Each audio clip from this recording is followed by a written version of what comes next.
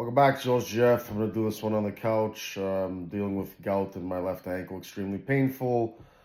The WAPs out there know anyway. Toronto Maple Leaf weekly recap. I would have done it if they came up with a big win on Friday. They didn't. I knew they were going to lose today. So 0-3-1, and that probably shuts the door on the playoffs. Unless they go on a heater, they got to go at least 4-1 before the Olympic break. And what sign do you have of that? So let's get into it. Monday, shellacked by Quinn Hughes, and boy, does a number one defenseman make a team look good? And the Leafs never have that. Our whole life, Leafs Nation, we go into every game at a disadvantage because we don't have a true number one defenseman and the decor. So we get killed by them. Then you need to bounce back against the Red Wings. Nope. But Joe Wall played great, 1-1. So did John Gibson. We lose in overtime. We always lose in overtime, it seems. And then we need to write the season, write the week. The Marner return. You knew he was going to get booed. Everything that came with it. I'm glad it's over with.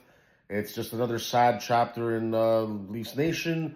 Mismanagement by Dubas and Shanahan. Then Tree Living tried his best, and then they blocked the Rantanen deal. And who has to suffer in the end? Who has to cry in the end? Me and Leafs Nation and the diehards. Don't win that one, and then it sets this one up. And Willie, flipping the bird and all that, very immature.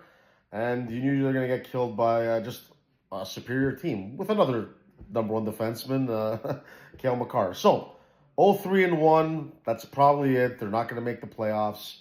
They need to go on another heater, at least try to finish here 4-1 before the Olympic break. But you got the Sabres who are on fire coming in Tuesday. Seattle then on the road. Try to win one against the Canucks. And then you have Calgary and Edmonton back-to-back. And I said it. Why the fuck would you start Stolarz? Biggest game of the year, hasn't played in 2.5 months. The GM and the coach, I don't understand what's going on. I'm on the shelf with the gout. Berube with the fucking head injury. Looks like someone smashed a fucking anvil on his head. Between the injuries and the mismanagement and everything in between, wasn't meant to be, Leaf fans. And all you guys out there who want to still believe or say that I'm not a believer, fuck off. I'm an analyst, and then I'm a diehard Leaf fan. The diehard Leaf fan's always going to throw up the foam finger and we're going to win. That's not real analysis. I have to call it like I see it. We've seen 4 months of this. Wildly inconsistent. Sometimes the goalie plays well, the D hangs him out to dry. The D is the biggest problem with the team. They all take turns. Now McCabe's not playing well. Enough of it. Our D core isn't good, period. Get rid of Riley. Get rid of Nylander. Waive the no moves. Try to move on from McCabe and Carlo and these guys. Tanev, always injured, making the GM look bad. What can you do? Am I lying about any of this? This is how it's gone. It's a disaster. You're not close to winning the Stanley Cup. So figure out what you're going to do with Nick Robertson and Bobby McMahon, who need contracts, or you have to trade them. The Leafs again, only a big move is going to get them out of it. I'm not saying it's going to happen this year, but at the draft in the summer, something has to give.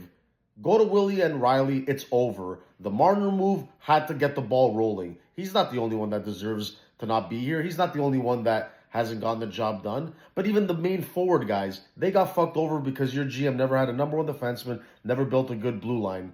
And to this day, we still don't know what we have in net. So this is a total team failure, but it starts with the ownership, the mismanagement, the GM, and all that. Then you can get the coach and players. But that's what it is, guys. 0-3-1 equals no Leafs, no. Playoffs ain't happening. Sorry.